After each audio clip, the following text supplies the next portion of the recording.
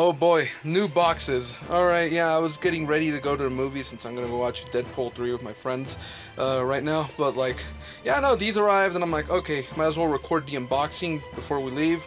And I'll touch upon the figures much later. Doesn't matter anyways, this is already edited for you, so the time lapse is only for me.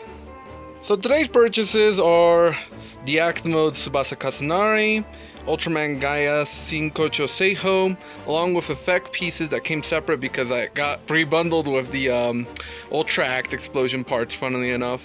So I figured, hey, let's buy one of these sets that doesn't come with the explosion sets. I kind of prefer the Act ones anyways. And a VV plushie for my brother.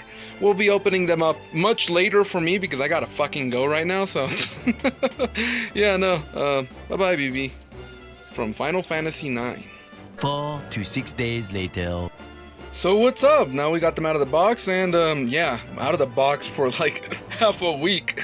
Yeah, I didn't record this immediately after I left for the theater because like I've been so busy. So I figured, hey, let's just finish up the review right now. There's nothing really much else to go about because it's like the standard affair for Gaia and Tsubasa, but just adding on to it, luckily Tsubasa isn't as defective as Hibiki was because she is from that same original line of the original three, the main three. And her joints aren't as loose. It is kind of hard to get her hands on that blade, on the Ame no Habakiri or whatever the fuck you want to call it, you know?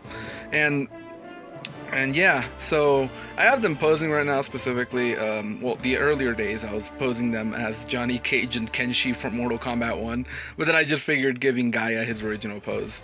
And these explosion effects are a bonus that came with it, as mentioned, because, you know, I ended up buying the wrong bundle and just bought the separate effects later, which are actually included inside the box. I put them away. I'm not really going to showcase them. You've already seen them. So, now that we're done with giving the final verdict for these figures, because, yeah, no, they're pretty good. They're pretty good. Really recommendable purchases if you're into Ultraman or Sinful Gear or generally just action figures. Get them, you know.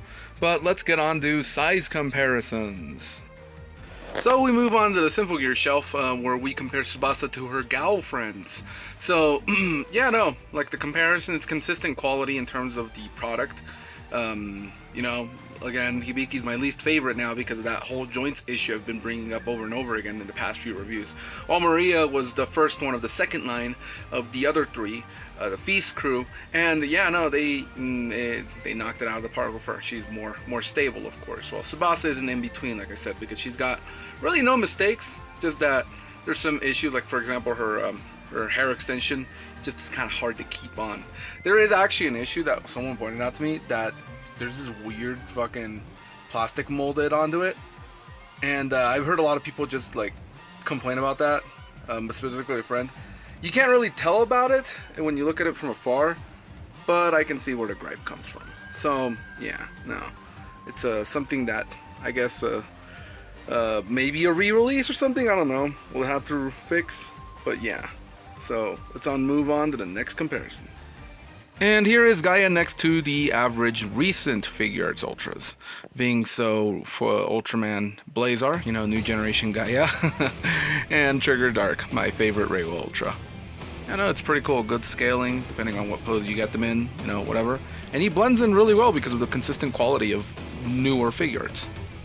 And for further comparison, here he is with your standard Figuarts Rider. Nice voice! And of course, for basic comparison, since you might want to put him next to a Monstarts, here he is with the SH Monstarts Custom Wakasa Accurate Godzilla 2000. Very cool. My favorite Godzilla and my favorite Ultraman. As a bonus, I actually got some cool stuff the other day when I went to the movies. They're selling these Chinese exclusive official Ultraman cards. I used to think they were unofficial or bootlegs, but they're actually official cards. You know, the ones you've seen them online. I'm gonna try to open them up, but like, oh fuck, hold up. I'm too lazy to do the editing right now, so I'm just trying to like half-ass this, you know. But like, it comes with cards. I'll bring out one card. Fuck! It's not coming out! So this is the gist. It comes with different cards, you know, the usual. So you got like Trigger Dark, which is why I bought it. This is like the premium one that comes up front. You got Carmera, Red King, etc. because I'm pretty sure that's Red King Hydra. I know it's a pretty cool bonus that I got for myself. Maybe another day we'll go through them, but I'm not really feeling in the mood to pad this out. Editing, more like exporting for some reason takes longer nowadays. It's weird. I don't know. But yeah, no, maybe another day we go through them, because this is really, really cool find that I don't think many people have really covered. So yeah.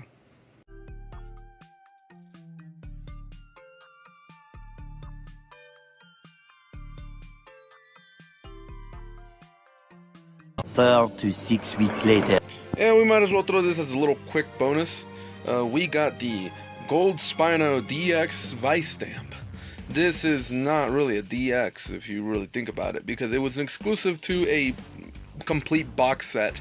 You know, the ones they release at the end of every writer show's ending run. So, yeah, whatever. Enough technicisms. Let's get it out of the box! Alright, let's get ready to use this. So I transfused the batteries from the Ichigo Hopper Vistamp onto the Nigo Spinosaurus Gold Spinosaurus Vistamp. And there's not really much to say, you know, I'm not going to really use the other ones. I figured, hey, I have some spares, let's put it in here. But also the fact that, you know, it's a reskinned Barret Rex Vistamp. Instead of the egg motif, it's Nigo's head, and within him is the Spinosaurus. You know, the best dinosaur ever of all time. Spinosaurus 2024! And then, well, let's give it a try, alright? So right now I was actually editing the video, and I'm like, you know what, let's actually record that better.